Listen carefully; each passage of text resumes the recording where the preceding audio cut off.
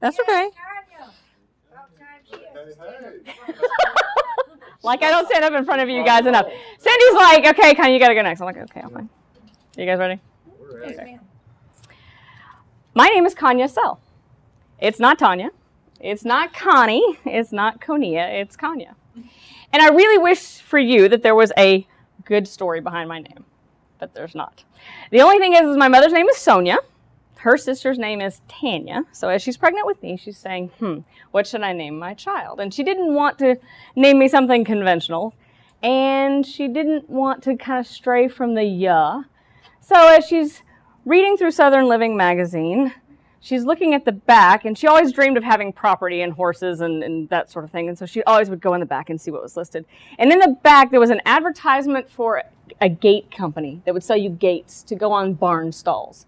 And there was a horse in the barn stall, and its name was Kanya, Conia. So she's like, I like the way that sounds. I'll change the way it's spelled, and there you go. That's all you get. I'm not Russian. I'm not African. So that's all you get. But my name was her gift to me. And life is about our gifts. Now, my sister's name is Alania, Alonia. She hates her name. She never really saw it as a gift. And she changed it to Lonnie and had people call her different things growing up.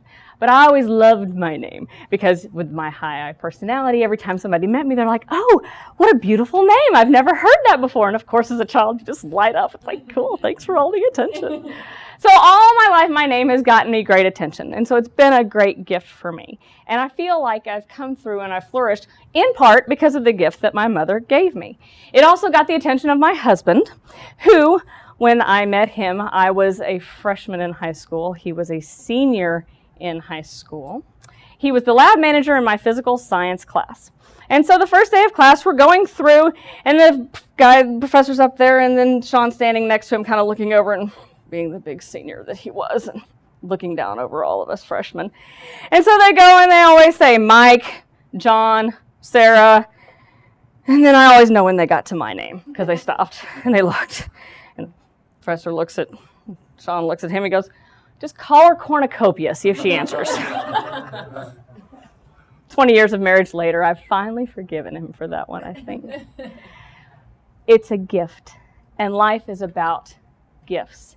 And if you look at something like your name as a gift and you flourish in it, then you can use it. And so I've always looked for the gifts in my life. My mother's best piece of advice was the second gift that she gave me that I will always treasure. And it's learn from my mistakes. You don't have time to make them all yourself.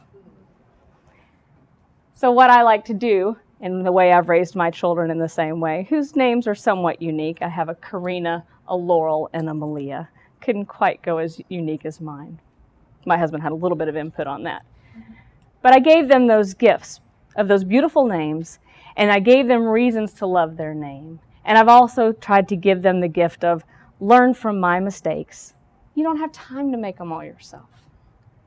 Another gift that I got when I was about 19, and I had received a gift of being kicked out of the house, which doesn't sound like much of a gift until you realize what happens later on in your life as a result of where you went. I'm 19 years old, and I'm a receptionist at a place called American Remodeling, and they sold siding and windows for Sears. And I'm sitting in the little back office, and two people from Ziegler Corporate come in to start training people on how to sell siding and windows. And we sat there and we chatted, and I was really cute at 19 and smiled a lot, and so they chatted with me a little bit more. And they handed me a tape, a gift. See you at the top. And I played the tape over and over and over and over again. And that was my interest and my beginning in Ziegler. From there on, I came to Ziegler and came to my legacy certification, and I didn't know why I was here. But I found out why I was here. It's because to whom much is given, much is expected. So now my gift is to give back to everyone else and to share my mistakes and my gifts with you. Thank you.